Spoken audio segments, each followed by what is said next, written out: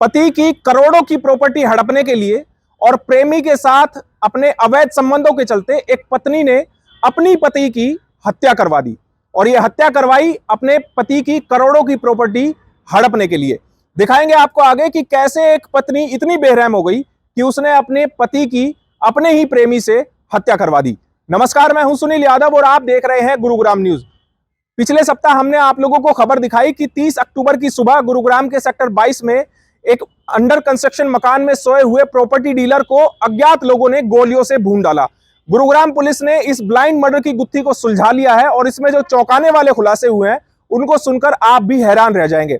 दरअसल इस हत्याकांड के पीछे मृतक की पत्नी ही असली मास्टरमाइंड है और उसने अपनी पति की करोड़ों की प्रॉपर्टी और अपने प्रेमी के संग रहने के लिए अपने पति को मौत के घाट उतरवा दिया। दरअसल गुरुग्राम पुलिस को 30 अक्टूबर की सुबह तकरीबन 2-2:30 बजे के आसपास सूचना मिली थी कि सेक्टर 22 में प्लॉट नंबर 465 में रहने वाले धर्मेश यादव की किसी ने गोली मारकर हत्या कर दी है। उनका यहां पर 5 मंजिला इमारत बनाई जा रही थी, उसी में वो सोने गए थे और रात तकरीबन 2 बजे एक स्विफ्ट कार में सवार होकर 2 अज्ञात बदमाश आए और सोए हुए प्रॉपर्टी डीलर धर्मेश यादव को गोलियों से भूनकर चले गए। इस पूरे मामले में गुरुग्राम पुलिस के हाथ बिल्कुल खाली थे।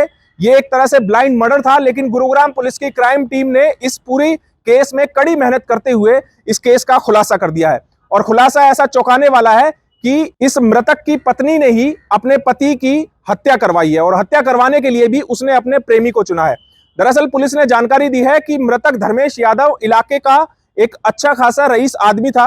वो प्रॉपर्टी डीलर था और उसके पास करोड़ों की प्रॉपर्टी थी, लेकिन उसकी पत्नी के साथ उसके संबंध ठीक नहीं थे, आपसी अनबन रहती थी दोनों के बीच और इसी का फायदा उठाते हुए उसकी पत्नी नीतू यादव ने एक व्यक्ति जिसको वो अपना प्रेमी बताती है उसके साथ मिलकर इस हत्याकांड की साजिश रची।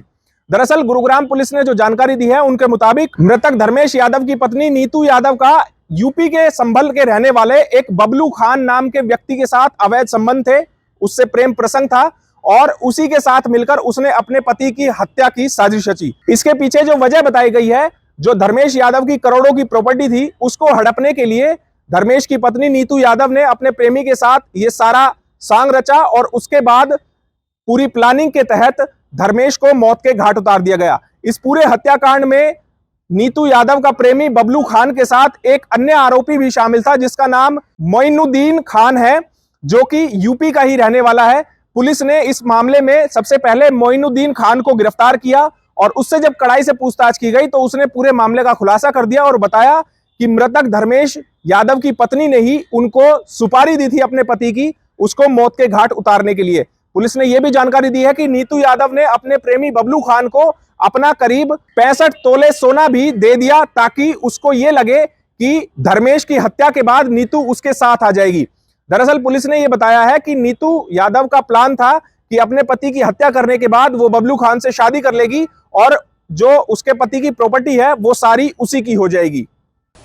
एक प्रेमी के साथ मिलकर पत्नी द्वारा अपने पति की हत्या करने का मामला सामने आया है, जिसमें एक पत्नी और जो उसमें एक आरोपी था उसको हमारी क्राइम टीम पालम विहार ने गिरफ्तार करने में कामयाबी हासिल की है। दिनांक 30/10/2022 को सेक्टर 22 के इलाके में एक निर्माणाधीन एक भवन में एक व्यक्ति की गोली मार के और हत्या कर दी गई थी, जिसके संबंध में पुलिस स्टेशन पालम विहार में मुकदमा दर्ज करके और उसकी इन्वेस्टिगेशन की गई। इन्वेस्टिगेशन के दौरान हमारी क्राइम टीम पालम विहार ने काम करते हुए उसमें जो एक आरोपी, मेन आरोपी जो था, उसको गिरफ़्तार करने में कामयाबी हासिल की और उसके कल हमने उसको गिरफ़्तार कर लिया और उसने बताया कि इस हत्या को मैंने और एक उसका दोस्त उसी के गांव का रहने वाला बबलू है, हमने मिलके वारदात को अंजाम दिया था। और ये क्योंकि बबलू की मरने वाले धर्मेश की पत्नी के साथ दोस्ती थी और उसके कहने पे ये सारा हमने हत्याकांड को अंजाम दिया था। जो उसके दिए हुए बयान के अनुसार हमने इन्वेस्टिगेशन में वो चीज़ें वेरीफाई करके उस मृतक धर्मेश की पत्नी नीतू को भी गिरफ़्तार कर लिया है और उसने अपना जो भी अपराध है उसको कबूल कर लिया है। उसने बताया कि मेरी इसके बबलू के साथ दोस्ती थी और हमने ये इसलिए योजना बनाई थी कि वो पैसे के लिए लालच में हम इसका मर्डर करके और ये सारी प्रॉपर्टी मेरे नाम आ जाएगी और फिर मैं बबलू के साथ शादी कर लूँगी और उसके बाद पैसे की कहीं कोई दिक्कत नहीं रहेगी। इस तरह की चीज़ें इन्वेस्टिगेशन में आई हैं। हमने उसको गिरफ़्तार करके आज कोर्ट में पेश कर रहे हैं और पेश करने के बाद उनका पुलिस रिमांड हासिल करने की कोशिश की जाएगी और इन्वेस्टिगेशन में और जो जितनी भी चीज़ें हैं उनको वेरीफाई करके और इसमें जो एक अपराधी बबलू नाम का है उसको भी गिरफ़्तार करने के प्रयास जारी हैं और जल्दी ही हमें उम्मीद है उसको भी हम गिरफ़्तार करने में कामयाबी। इस पूरे हत्याकांड के बाद धर्मेश यादव के परिवार में काफी रोष था, काफी गुस्सा था और उनका आरोप था कि पुलिस ने इस पूरे मामले में लापरवाही बरती और समय से मौके पर नहीं आई, जिसके चलते धर्मेश के परिवार वालों ने मौके से धर्मेश का शव भी तकरीबन 12 घंटे तक नहीं उठाने दिया था और कोई शिकायत भी नहीं दी थी। लेकिन पुलिस ने जो इस मामले में खुलासा किया है वो वाकई चौंकाने वाला है। पुलिस ने जानकारी दी है कि इस मामले में अभी जो मुख्य आरोपी है बबलू खान, जिसने खुद गोली मारकर धर्मेश को मौत के घाट उतारा था, अभी उसकी गिरफ्तारी बाकी है। हालांकि इस मामले में गुरुग्राम पुलिस ने मृतक धर्मेश यादव की पत्नी नीतू यादव को जरूर गिरफ्तार कर लिया है। साथ ही जो बबलू खान का साथी है मोइनुद्दीन खान, उसको भी पुलिस ने गिरफ्तार कर लिया है और दोनों को कोर्ट में पेश किया है, जहां से पुलिस इन दोनों का रिमांड लेगी और इनसे आगे की पूछताछ करेगी ताकि बबलू खान की गिरफ्तारी जल्द से जल्द हो सके और हत्या में प्रयोग किए गए वेपन और गाड़ी को बरामद किया जा सके। हाँ, ये काफ़ी दिन से एक इनके बीच में विवाद था। पहले एक इनके घर की नौकरानी थी जिसको लेके इसकी पत्नी को शक था कि धर्मेश के अवैध संबंध है, जिसको बाद में हटा दिया गया था और उस बात को लेके फिर दूसरी मेड रखी गई। उस मेड की दोस्ती इस बबलू से थी। बबलू के माध्यम से इसकी, उस मेड के माध्यम से बबलू से इसकी नीतू की, जो धर्मेश की पत्नी थी, उसकी दोस्ती बबलू के साथ होगी और फिर इन्होंने ये सारी योजना बना के और इस हत्याकांड को अंजाम दिया।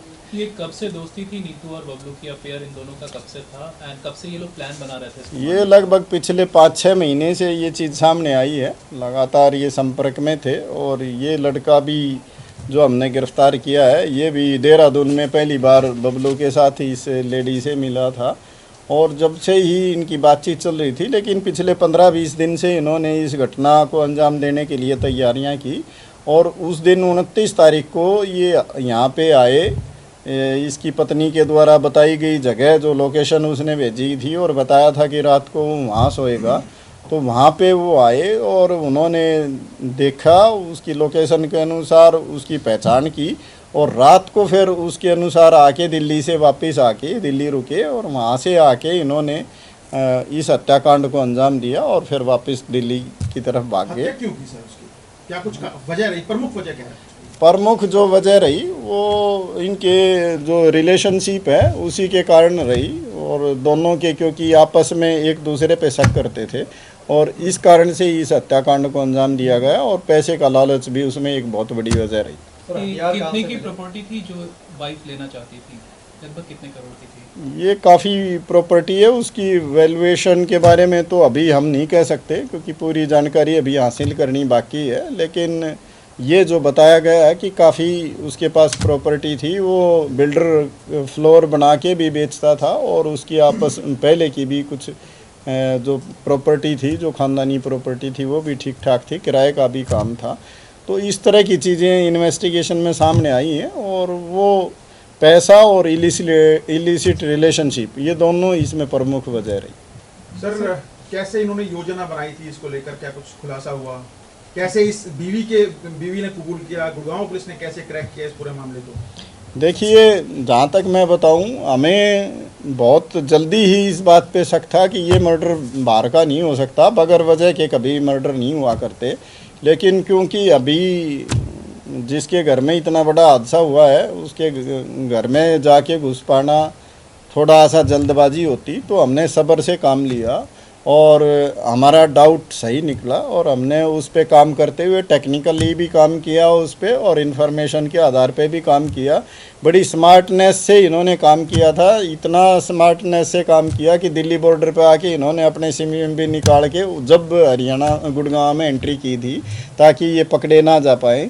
इस तरह की योजना बना के इन्होंने बड़े ध्यान से ये काम किया था। लेकिन ये जो चीज़ है हम सब जानते हैं कि जब भी कोई भी क्रिमिनल कोई क्राइम करता है तो कोई ना कोई चूक उससे हो जाती है और उस चूक को पकड़ना पुलिस का काम होता है। हमने उसमें इस मर्डर में भी ऐसा ही किया, उस चूक को पकड़ा और इनको गिरफ्तार करने में हमें कामयाबी हासिल। और इस इन्वेस्टिगेशन में ये भी सामने आया है कि इस लेडी ने 65 तोले सोना भी अपने जो इसके पास सोना था वो भी इन जो इसमें अपराधी हैं उनको दे दिया था ताकि ये इस घटना को अंजाम दे पाएँ।